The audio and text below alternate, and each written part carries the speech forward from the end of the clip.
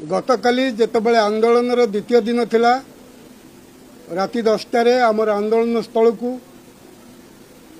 मान्यवर भटलीर विधायक इराशीष आचार्य और एकाम्र भुवनेश्वर मान्यवर विधायक श्रीयुक्त बाबू सिंह जाई आज आलोचना मुख्यमंत्री प्रतिनिधि भाव में आमको डाकी मंत्री स्तरीय बैठक में जोगदेवाई नवेदन कर से क्रम आज आम आसी माननीय मान्यवर आईन मंत्री श्रीयुक्त पृथ्वीराज हरिचंदन सहित आलोचना कलु सहित 6 जन विधायक उपस्थित थे आम ओडिशा आउटसोर्सिंग कर्मचारी महासंघर समस्त प्रतिनिधि माने थिले।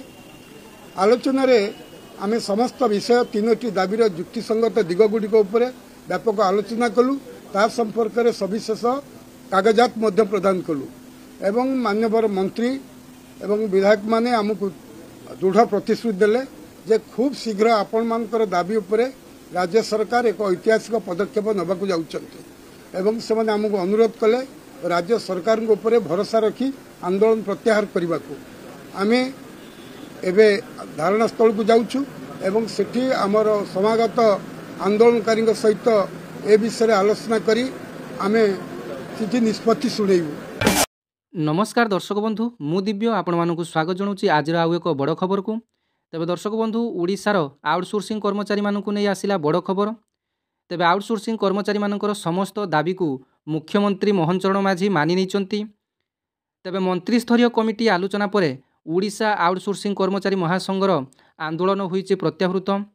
तेबे दर्शक बंधु आपण माने जानिथिबे गत 26 तारिखरु ओडिशार राजधानी भुवनेश्वर लयर पीएमजी ठारे हजार हजार संख्यार प्रायतः 70,000 रु अधिक आउटसोर्सिंग कर्मचारी माने गणधारणा देइथिले। तेबे सेमानकर दाबी रहितला समान काम को समान दरमा, छोटेई बंद एवं स्थायी नियुक्ति।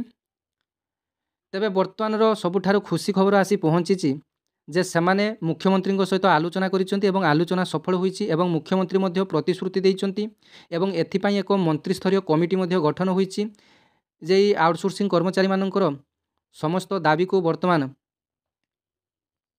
मंत्री स्तरीय वर्तमान आलोचना हेबो। एबे आसंतु जानि नेबा जे आउटसोर्सिंग कर्मी मानकर दाबी कोन थिला, वर्तमान सरकार केउ सबु दाबी मानिबा पई प्रस्तुत होई जाइचंती। आसंतु संपूर्ण खबरटी जानि नेबा। तेबे देखंतु ओडिशा आउटसोर्सिंग कर्मचारी महासंघ पक्षरु गत 26 तारिखरु आरंभ होई जाइतिबा आंदोलन आज स्थगित रखा जाइछि। तेबे आज विधानसभा परिसर में माननीय मुख्यमंत्री द्वारा गठित मंत्रिमंडलीय कमिटी निकट में महासंघर 10 जणिया प्रतिनिधि मंडली महासंघर प्रमुख 3 गोटी प्रमुख दाबी उपरे युक्तिसंगत उपस्थापना पर सरकार एही दाबी पूरण उपरे तुरंत कार्यानुष्ठान कराजिबार दृढ़ प्रतिश्रुति दे आंदोलन को स्थगित रखा निवेदन करथिले। तेबे छोटेई कर्मचारी मानकु पुनः नियुक्ति, आउटसोर्सिंग रे थिबा डेली वेजेस कर्मचारी मानकु आउटसोर्सिंग कर्मचारी भाव विचार करने संपर्कित समस्या सह स्थायीकरण उपरे यथाशीघ्र पदक्षेप नियाजुकु प्रतिश्रुति एवं विश्वास देबारु सरकारंकर उपरे आस्था प्रकट करी महासंघ आंदोलन को सामयिक भाव प्रत्याहार करागला बोली आउटसोर्सिंग कर्मचारी संघर जो अध्यक्ष रही श्रीजुक्त प्रभात महांती एवं सभापति संजय कुमार पट्टनायक गणमाध्यम को अवगत करथिले। तेबे एही प्रतिनिधि मंडली रे अन्यमानक सह महासंघर साधारण संपादक श्रीजुक्त मानस रंजन दास, महासचिव श्रीजुक्त हेमंत बस्तिया एमिति समस्ते उपस्थित थिले। तेबे खूब शीघ्र एही आउटसोर्सिंग कर्मचारी मानकर दाबी पूरण होबाकू जाउची। तेबे एथिपाई मंत्री स्तरीय कमिटी आलोचना वर्तमान चलीची एवं कमिटी आलोचना पर समस्त रिपोर्ट मुख्यमंत्री मोहन चरण माझी को प्रदान करिए। तापर आउटसोर्सिंग मानकर समस्त जो दाबी रही ताहाको पुनः विचार करा जिवो।